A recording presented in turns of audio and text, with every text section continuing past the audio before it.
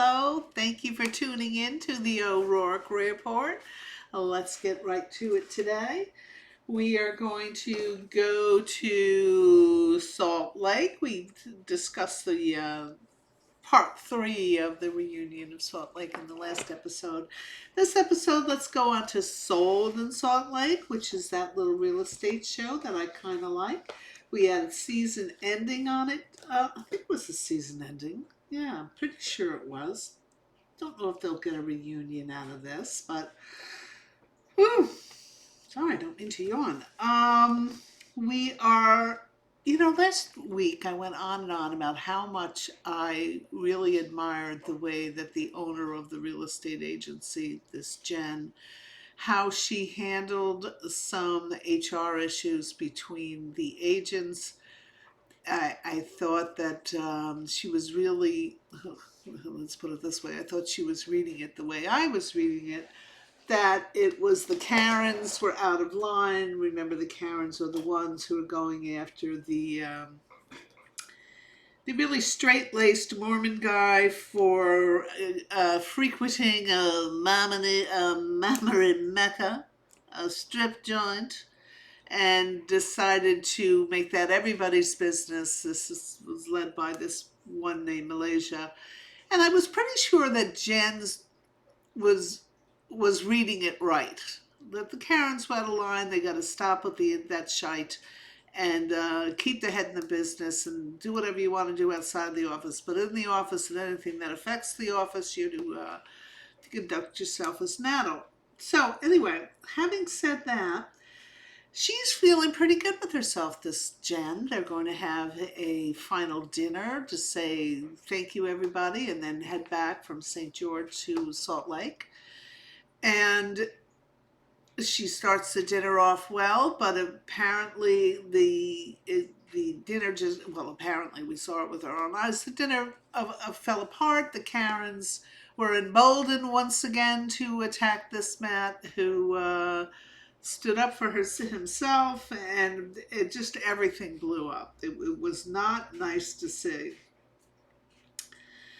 So the next thing we see, everybody goes back to Salt Lake. There is a dinner that Jen is hosting. They are moving into a new building that apparently is in a very prestigious, or a very happening business sector of Salt Lake, something called they're likening it to Silicon Valley, and their new office building is going to be right in the center of that. So they're very excited about having access to all the folks that, it's funny, my, I don't know if I call her a stepmom, but my father was married to a woman who was a real estate agent in Silicon Valley in the 80s, 90s, and early 80s, I think. So very heady, very busy time, right? And their real estate office is going to be in the center of this this happening place. So anyway, Jen is going to throw a party at this for this new location, and hopefully come to some sort of resolution with her staff. And this is where I'm saying to myself, did I completely misread this, Jen? Because, or why aren't the producers showing me, the viewer, why Jen turned on Matt? It makes no sense. But at this dinner, Jen turns on Matt. She said, frankly, I'm not going to risk my business for a friendship. Well, how are you risking your business by doing the right thing and shutting down this juvenile bullying crap? So I don't know. I don't know. Did I completely misread her? She was dressed terribly. She looked like, I have it written right here. This is Jen. She looks like a hooker. And she had a Melania type hairdo. And I believe she has an actionable lawsuit against whoever executed that hairdo. And I just am really kind of confused. Why the producers, there's the pivot. The pivot happened. We saw her. She had completely had Matt's back prior to St. George's, during St. George. Now all of a sudden they're back and she doesn't have his back anymore. And she's telling him that she's not going to sacrifice her business for the sake of one person. Wow, way to end a season, and it's not explained to the viewer what the change was all about. It's not all of a sudden because Malaysia and that crew became right, and he became wrong. I mean, I don't understand it. Was the season ending? I hope we get to see the show again, but it was a crazy pivot, unexplained. Okay, let us go on to Let Us Live Salt Lake City and go on to the Low Country, down to Southern Charms. Now, before I do, maybe I'll leave that as an odds and end. I'll leave that as an odds and end. Okay. Southern Charm. Well, we get the little news that, and this is just happy, happy, happy news, and I hope this means everything is good with her husband, but Madison is pregnant. Isn't that wonderful news? I think it's great. She really is one of my favorites. And her husband, boy, he's one of the best looking Bravo husbands by far. He had some health issues, which I hope we get an update. We'll probably get an update at their reunion, and I hope it's good news. The photos that they put out of her announcing the pregnancy with him, he looks healthy and wealthy and wise. I hope that that continues to be the case. Okay, yeah. Unfortunately, we had a bunch of Craig and Paige get-togethers, and it's now that we know with 2020 hindsight vision, she wasn't interested in anything he had to say. She just wasn't interested. She has a snarky comment about everything he wants to do. She dismisses everything, and you could see the hurt piling up in him. You know, any of us who've been on that receiving line, you know something's wrong. He is not treating you the same way he used to treat you. You try your best to cajole the situation and make it happy again, and it's just not going there. And that's why I feel this guy was going through. And this was a year ago they filmed this stuff. Maybe not quite as long ago as a year ago, but certainly within the last 10 months or so. 8, 9, 10 months. So it's kind of painful to watch. This thing was writing on the walls. She was bored. It's hard to watch these episodes. Okay. Their convo fantasy. Okay, still happy. Yeah, they even have a conversation on fantasizing. He asks her if she's happy. Paige says he makes her feel like. Paige then announces to him that he makes her feel like she's 75. Oh, I'm so glad you're free now, Paige, to run out and do your best life ever. Clearly, he was dragging you down. I think, and in Paige's defense, I will say I think she's made every effort, especially the way that she announced it, making it seem that it was a mutual idea, and it wasn't at all. She had brought it up around Thanksgiving time and kind of left it, according to what we hear from Craig, it was kind of gray. Wasn't yet definitive that it was all over. She left it a little gray there for a couple of weeks until her big announcement prior to, I guess, the New Year's. So, okay, so enough of that. Writing was on the wall last summer and everybody saw it. Okay, I've got that written down. Okay, Patricia has one of her dinner parties, which she is able to do. It's only the men. It's black tie. They must dress properly. She has a chef come in and who does a whole pairing of wine in the dinner, and it looks wonderful. And the only thing that really happens there as we get Whitney, Whitney gets like blasted. Whitney is like totally drunk. Towards the end, he's barely able to form words anymore. But the words that he does form are words to zing Shep that his 26-year-old girlfriend that Shep is mooning over like a hound dog originally approached him on Raya, and he ignored her, and that's what made her go on then to Shep, who apparently didn't ignore her, right? So Whitney just continues to zap and zap and zap him, and but he's very, very drunk, and that's kind of how the show ends. So getting ready for next week's episode where they all go to the Bahamas, where this girl is, I don't know if she's playing hostess or she's going to show them around, and we'll get treated to more of her, this poor 26-year-old, you know, having to deal with this doddering 45-year-old who's madly in love with her. Shep, please find somebody your own age. Please find someone your own age. You're intelligent. There's a lot of good things about you, Shep. You were absolutely one of my favorites for the first couple of years until it dawned on me you weren't doing anything with your time except drinking and going from bar to bar. Took me a while to catch on. You know, my cousin lives in, well, he's in Folly Beach now, but he used to live in Charleston, and he used to see these guys around in bars. He went to the Citadel with Thomas Ravenel. I think was a class higher than him.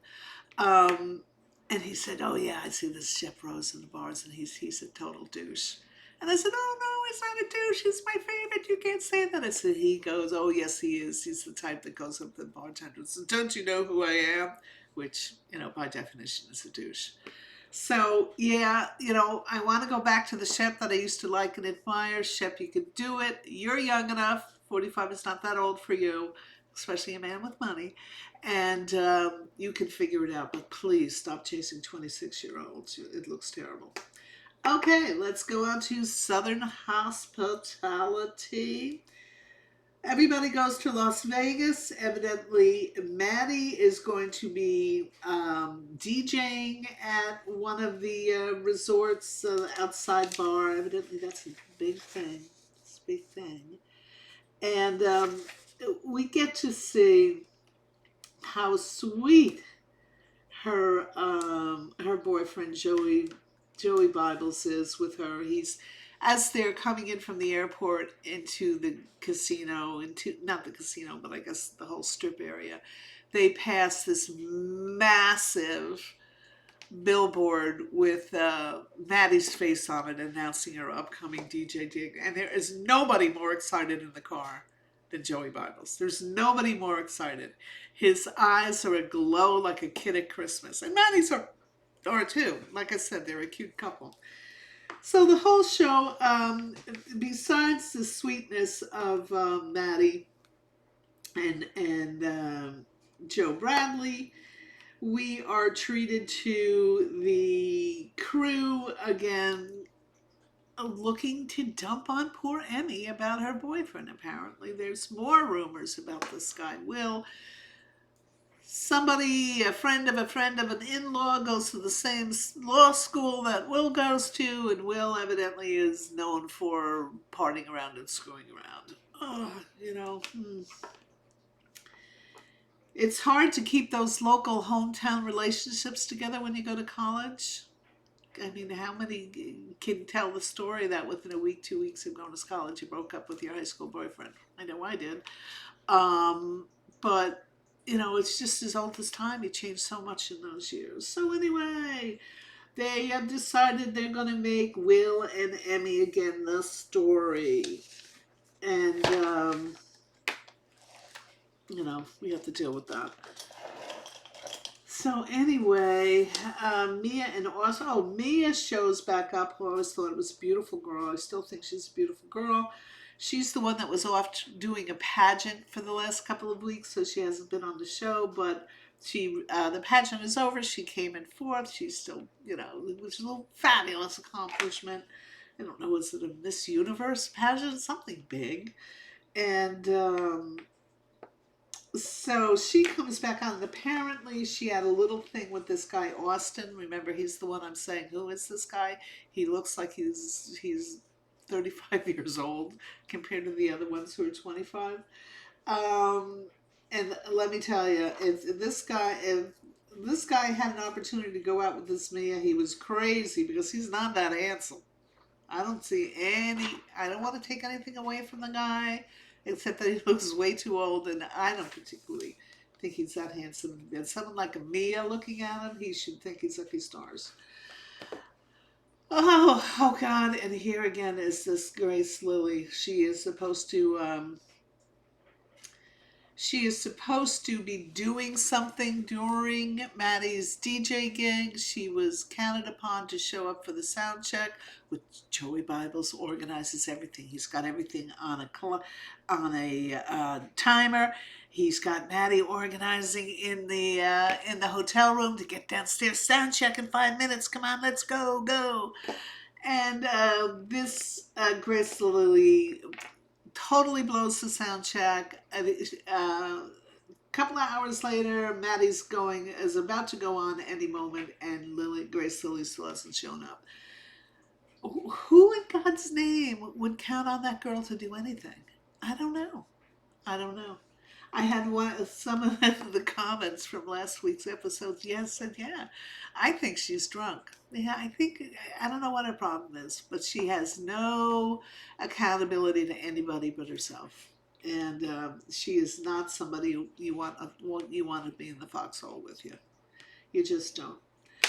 And so anyway, the only other thing we had happen was Watch What Happens Live was followed by Maddie and Craig Conover speaking for the first time about his breakup with Paige. A couple of days before, we had Amanda from Summer House. Oh, and before I forget, let me finish this thought. We had Amanda from Summer House.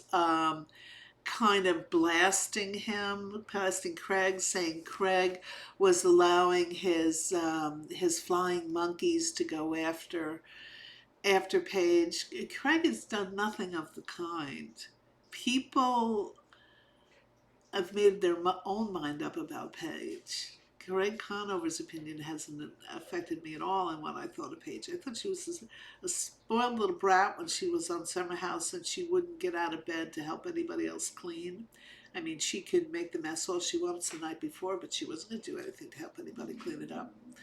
So I didn't like her then, but I started to really like her when she went out with Craig. I thought that humanized her, made me just like her. I didn't like her before. She was not a likable person, at least to me.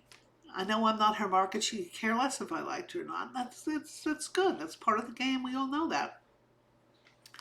But the only person that made people dislike Paige was Paige, especially when I found out that it was not a mutual decision, that the guy was kind of poleaxed a little bit. All we have to do is see this week's episode with him absolutely pining over her and trying to do everything he can to get some kind of positive discussion about the future with her, but she just back off. And she gets, not nastier, just snippier and ruder, and she doesn't give him what he wants, what he's begging for. You can see it, and it's painful to watch. So anyway, if there's any ill will going toward Paige DeSorbo, it's because of Paige DeSorbo. I mean, she came under a lot of flack for immediately. Well, first of all, her name was immediately coupled with that guy from Saturday Night Live. I mean, immediately, within 24 hours of the breakup. And that was apparently a nothing burger, unless it was some guy that she kind of had a crush on and she wanted to put it out. Somebody put that out there. Somebody put it out there, and then somebody from Paige DeSorbo's camp.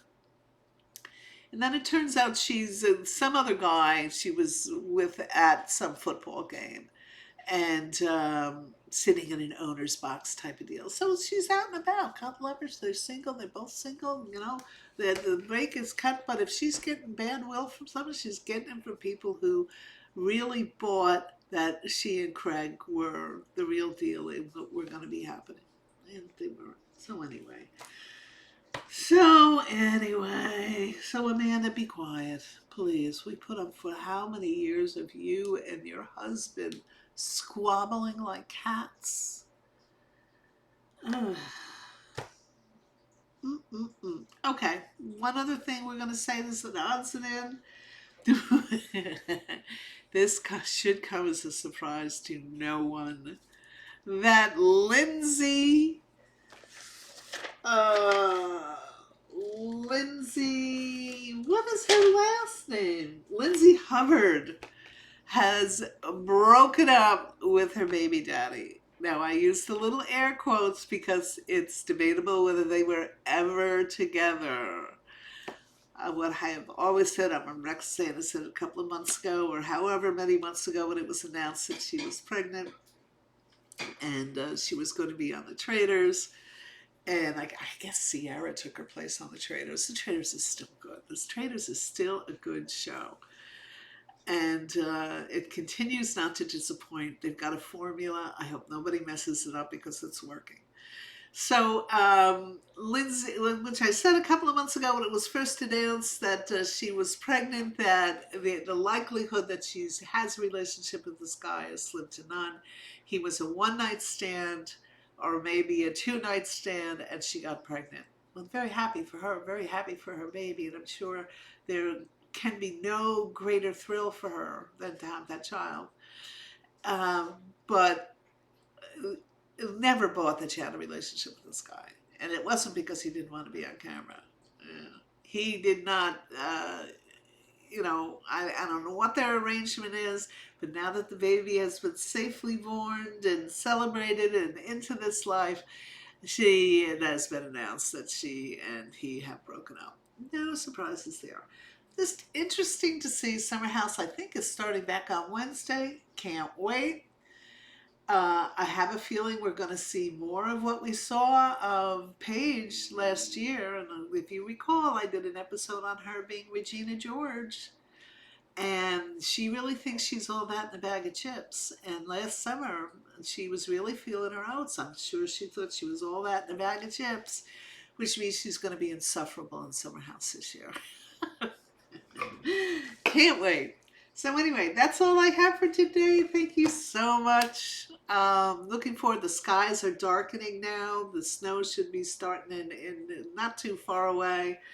Thank you so much for tuning in. You know what? I'm supposed to say this at the beginning of the episode, and I always forget. But if you liked what you see and you want to be notified every time I put out content, please hit the subscribe button if you would, please. And hit that like button. And that'll be a good thing for me. That helps me out with my numbers with YouTube. So thanks again. Thank you so much for dropping in. And I'll look forward to seeing you here next time on the O'Rourke Report.